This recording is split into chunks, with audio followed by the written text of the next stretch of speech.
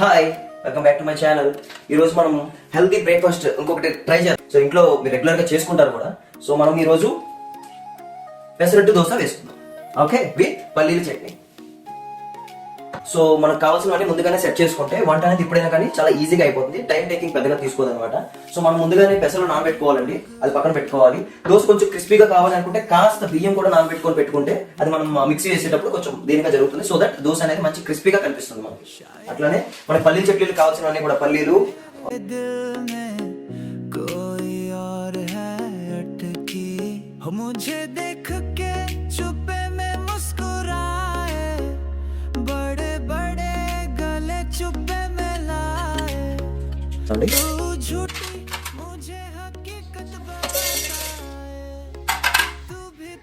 ఇందాక చెప్పాను కదా కాస్త నువ్వులు యాడ్ చేసుకోవచ్చండి.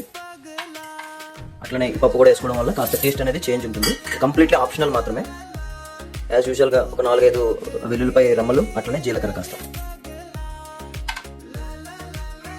అట్లనే మనం ఇంతవరకు మాడిపోకుండా చూడాలండి. మనకైతే కాస్త మాడిపోయినాయి, బట్ టేస్ట్లో ఎటువంటి డిఫరెన్స్ రాదు. కాస్త వాటర్ వేద్దాం,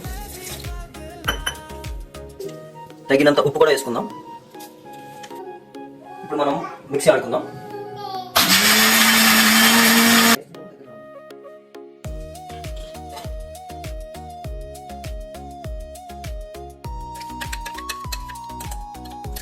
పెసరట్టు రెడీ చేసుకుందాం. సో ముందుగా నానబెట్టిన పెసలు,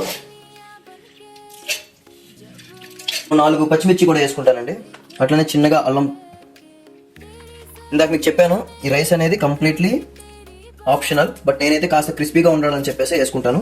బట్ ఏదైనా కానీ చాలా మంచి హెల్తీ రెసిపీ అండి ఇది. ప్రతి ఒక్కరు చాలా ఇష్టంగా తింటారు. మార్నింగ్ టైంలో ఎక్కువ తినలేకపోయినా ఒక 2 దోశ తినేసి హ్యాపీగా ఆఫీసులకి, పిల్లలు స్కూల్స్కి కూడా వెళ్ళిపోవచ్చు. సో కాస్త ఉప్పు వేద్దాం. సో కాస్త వాటర్ తగినంత చూసుకొని వేసుకోవాలండి, మనకి రుబ్బు ప్రాపర్గా రావాలి.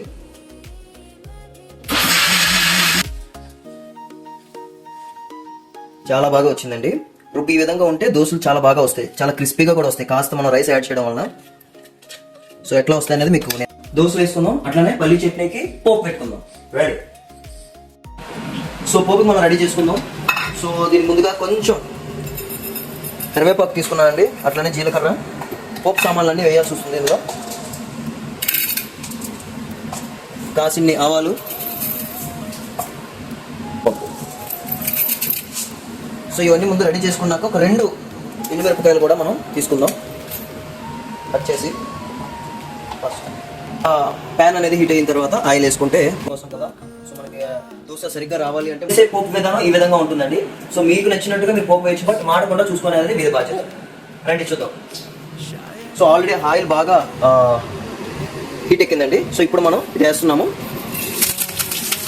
సో వేసిన వెంటనే మనం ఇట్లా తిప్పుకున్నట్లుగా అయితే అన్ని వీలుగా ఉంటాయి, ఎక్కడ మాడిపోకుండా. సో అప్పుడే మనకి చట్నీ యొక్క టేస్ట్ అనేది బాగుంటుంది. ఇంకా చూసారు కదా, ఎక్కువ హీట్ తగలకూడదు, అట్లానే ఉండాలి. ఇలా వేసేసుకోవచ్చు. వేసుకొని మంచిగా కలుపుకుంటే మన పల్లీల చట్నీ అనేది రెడీ.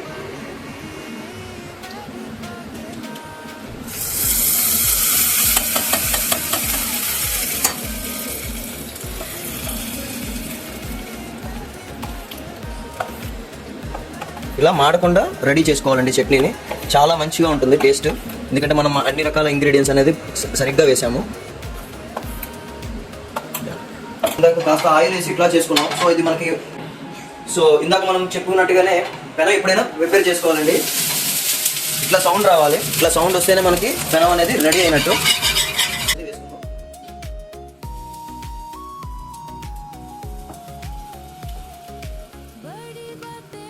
మీకు తగినంత సైజులో వేసుకోవచ్చండి. చిన్నవి కావాలంటే చిన్న వేసుకోవచ్చు, పెద్ద కావాలంటే పెద్ద వేసుకోవచ్చు. నేనైతే ఈ సైజే తీసుకుంటా. ఒక 2 తీసుకుంటే సరిపోతుంది. బ్రేక్ఫాస్ట్లో ఇట్లాంటి 2 దోసెస్ వేసుకొని మంచిగా పల్లి చట్నీ వేసుకున్నా తిన్నాం అనుకుంటే చాలా ఎనర్జీగా స్ట్రాంగ్గా ఉంటారు అని నా నమ్మకం. సో మీరు కూడా ట్రై చేయండి.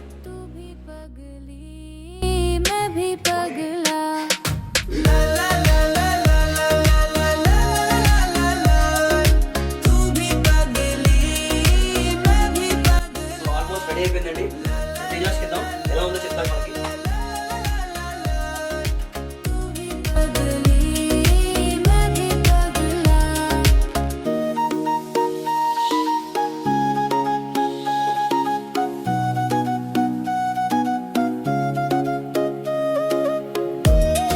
చాలా బాగా వచ్చింది, ట్రై చేయండి, మస్తు ఉంటుంది, అందరూ చాలా ఇష్టంగా తింటారు, ఇది నా ప్రామిస్.